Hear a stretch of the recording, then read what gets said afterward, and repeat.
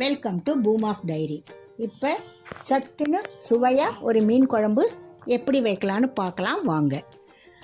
ஒரு கடாயை வச்சு அதில் செக்கு நல்லெண்ணெய், மீன் குழம்புக்கு நல்லெண்ணெய் தான் நல்ல சுவையாக இருக்கும்.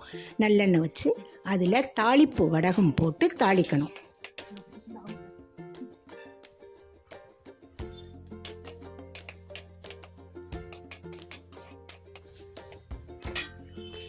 அதுக்கப்புறம் 20 சின்ன வெங்காயம் நறுக்கி அதில் போட்டு நல்லா செவக்க வறுக்கணும்.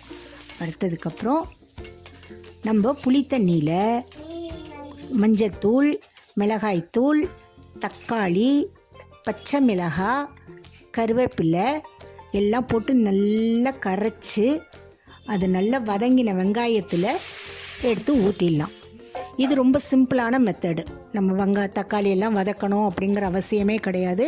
இது நல்ல சுவையாகவும் இருக்கும். அதில் ஊற்றி நல்லா கொதிக்கணும். இந்த ஸ்டேஜில் நீங்கள் தேவையான அளவு உப்பு சேர்த்துக்கங்க.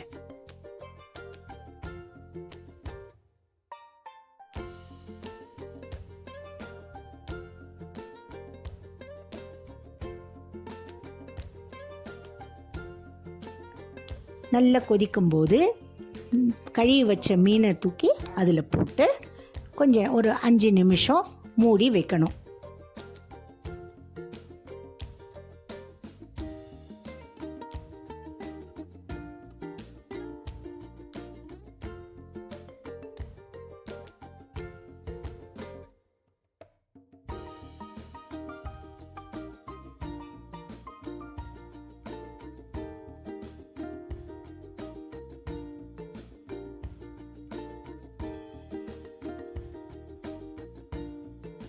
மீன் கொஞ்சம் வெந்து வந்தோடனே எண்ணெய் பிரிஞ்சு வரும்.